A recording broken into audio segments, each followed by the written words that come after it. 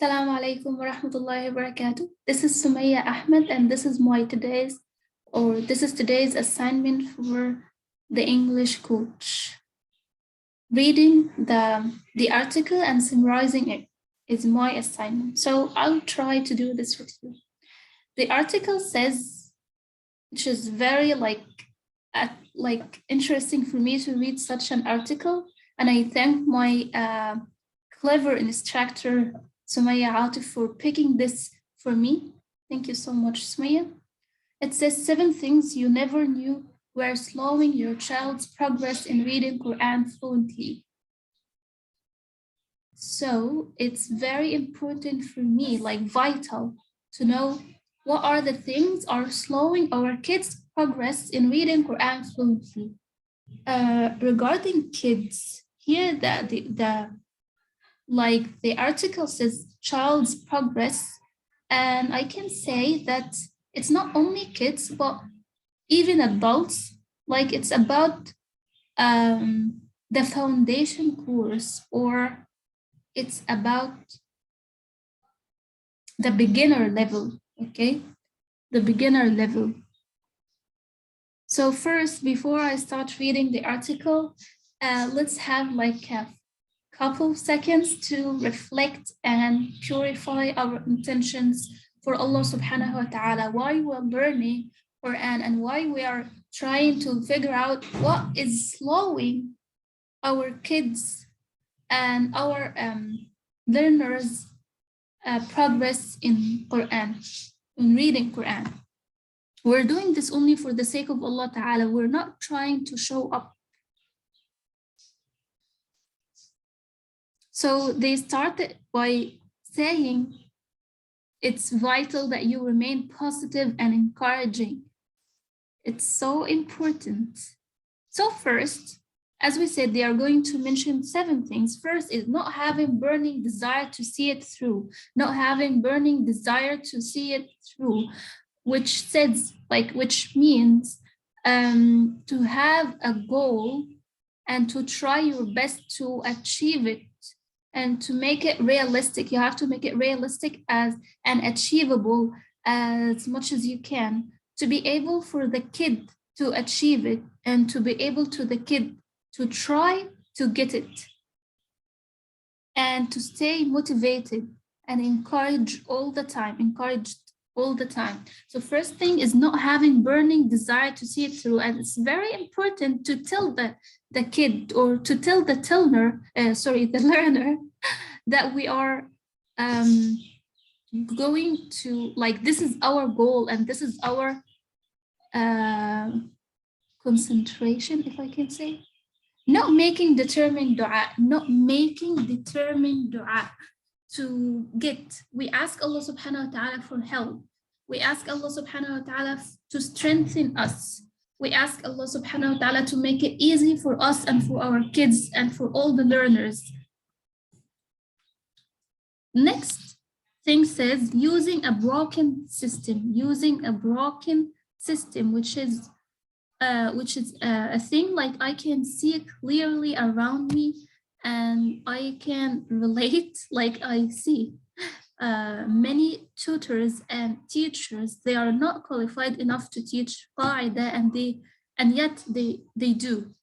So using a broken system, which is thing that confuses the learner so much and makes him feels it's very difficult to read Quran. It's very difficult to be fluent in reading Quran.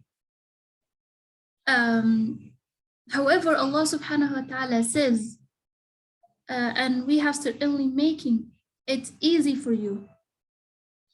Made it easy for you. Next thing says, changing teachers too quickly or too slowly. Changing teachers too quickly or too slowly. So we talked about the system.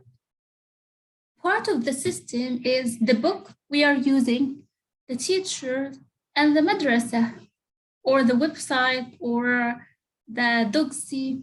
So here it says, If your child is struggling to understand the lessons, try an alternative option. So try to change the teacher, or don't delay this too much.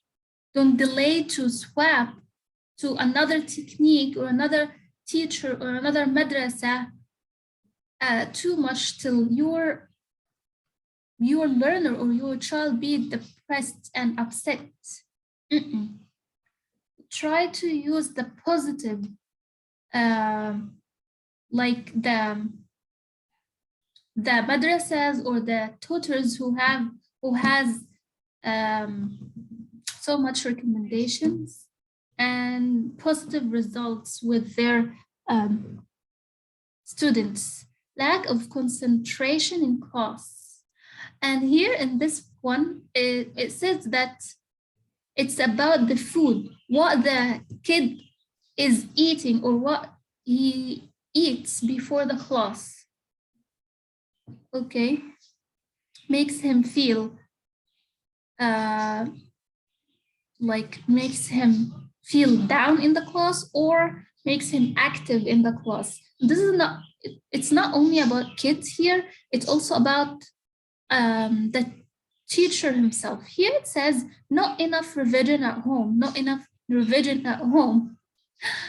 And it's about assignments like what I'm doing now. So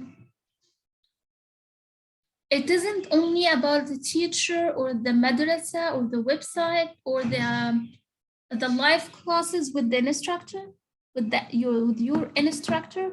It's also about your practicing alone at home, your kids practicing at home. So while they may learn new lessons in class, they won't remember them or fully understand them without revising at home, which is very important.